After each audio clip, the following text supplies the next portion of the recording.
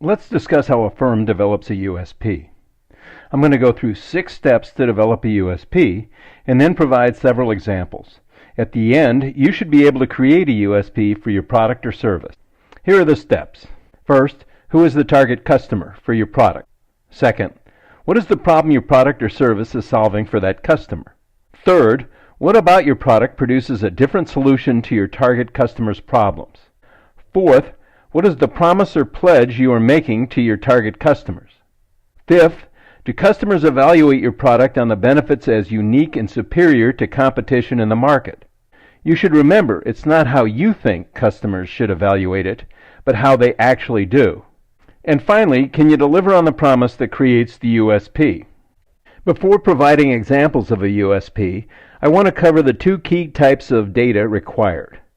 First is secondary research of the market to determine who potential customers are and what their product benefits and USP are. Second is customer research to determine customers' evaluations of the entrepreneur's product or service and competitors' products or services.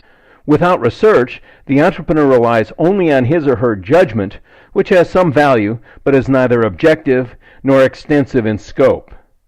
It often leads to overstating the difference between the entrepreneur's product or service and its competitors. Let's look at some examples. We're going to use Volvo as our first example. Let's review the questions and I'll give you the answers for Volvo. Who is the target audience for its product? Families with younger children and potentially women heads of those households. What is the problem Volvo is solving? Providing a safer car in case of an accident. What differentiates Volvo? Its product design with stronger construction in case of an accident. Finally, what is the promise it's making to the target customer? You can survive an accident. The difficult issue for Volvo is, can consumers evaluate its products on the safety benefit? Third-party crash tests provide the data for consumers. If Volvo is highly rated on the crash tests, then it can deliver on the promise and hopefully consumers learn that it provides that key benefit to the segment of the market that wants that benefit.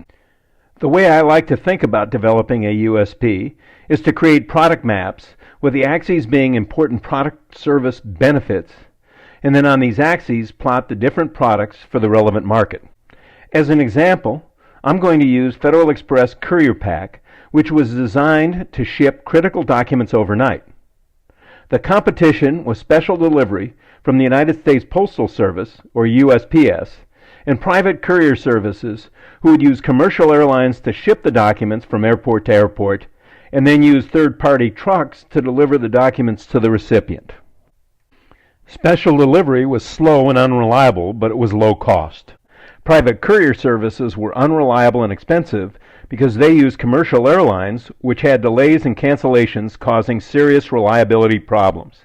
Because the documents were very time-sensitive, such as legal contracts or business proposals, delivery failures were very costly. Federal Express saw a hole in the market, which was to provide highly reliable, reasonably priced courier service, which could guarantee delivery by a certain time. Based on my intuition, I've created a product map for the Courier Pack as illustrative of what an entrepreneur should create for his or her product or service. If you look at the product map that I have created, you see a gap in customer needs, which is highly reliable, reasonably priced courier service. This hole in the market led to the creation of Federal Express Courier Pack. Federal Express's USP was absolutely guaranteed overnight.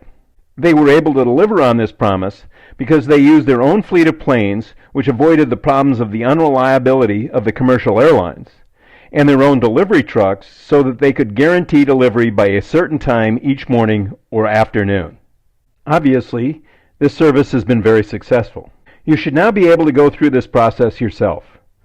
I mentioned Whole Foods in the first module on USP. Answer the following questions for me. Who is the target market? What is the problem they are solving?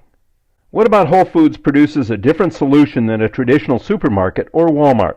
What promise or pledge is Whole Foods making to the customer? Do customers evaluate Whole Foods as differentiated on that key benefit that is providing a solution to the problem they are solving? And finally, does it deliver on the promise? To help you think about Whole Foods USP, I have put up a hypothetical product map. similar to what I did for Federal Express. Look at it for a moment. Well, what did you come up with as a USP for Whole Foods? Well, let me give you my view of what the USP is for Whole Foods.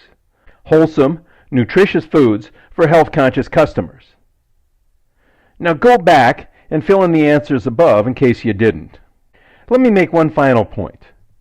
I want to emphasize the real goal for the entrepreneur is to provide a discernible, superior product on key benefits to the consumer. And I want to emphasize the word discernible, superior. If you can do this, your odds of success as an entrepreneur will go way up.